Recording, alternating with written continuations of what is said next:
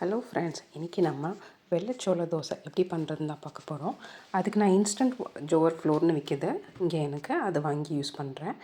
2 cup போட்டிருக்கேன். அதில் கொஞ்சோண்டு சால்ட் ஆட் பண்ணிக்கோங்க. அதில் 1/4 கப்பு வந்துட்டு கர்ட் ஆட் பண்ணிவிட்டு கொஞ்சம் கொஞ்சமாக வாட்டர் ஆட் பண்ணிவிட்டு லம்ஸ் இல்லாமல் நல்லா வாட்டரியாக கன்சிஸ்டன்சி வர வரைக்கும் நல்லா மிக்ஸ் பண்ணிக்கணும். பேட்டர் நல்லா வாட்டரியாக இருக்கணும், திக்காக இருக்கக்கூடாது. அப்போ தான் உங்களுக்கு நல்லா மொறுமொறுன்னு வரும். அப்புறம் நீங்கள் அதில் கொஞ்சோண்டு ஜீரகம், வெங்காயம் நல்லா பொடி பொடியாக நறுக்கி போட்டுக்கோங்க. இதோடு நீங்கள் கொஞ்சோண்டு கொத்தமல்லி இலையும் பச்சை மிளகாவும் கூட ஆட் பண்ணிக்கலாம். நான் என் பையனுக்கு பிடிக்காதனால இதில் ஆட் பண்ணல. நல்லா ஃபுல்லாக மிக்ஸ் பண்ணிவிட்டு இந்த பேட்டரை வந்து ஒரு 1/2 ஹவர்லேருந்து 1 ஹவர் வரைக்கும் அப்படியே வச்சுடுங்க. நல்லா ஊறட்டும். நல்ல தோசை பேன் நல்லா வந்து ஹீட் ஆகணும். நல்லா ஹீட் ஆனதுக்கப்புறமா நீங்கள் பேட்டர் ஊற்றுனீங்கன்னா நல்லா மொறுமொறுன்னு வரும்.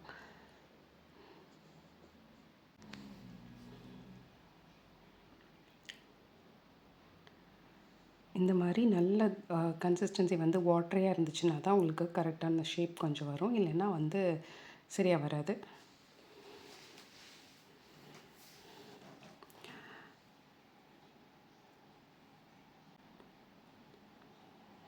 மேலே கொஞ்சம் ஆயில் ஸ்ப்ரே பண்ணிக்கோங்க. இந்த மாதிரி ஒரு மூடி இருந்துச்சுன்னா நல்லா மூடிட்டு நல்லா ஸ்லோவாக நல்லா குக் பண்ண விடுங்க, மொறுமொறுன்னு வர வரைக்கும். இப்போ பார்த்திங்கன்னா நல்ல கிறிஸ்பியான வெள்ளைச்சோள தோசை வந்து ரெடி ஆகிடுச்சு ஃப்ரெண்ட்ஸ்.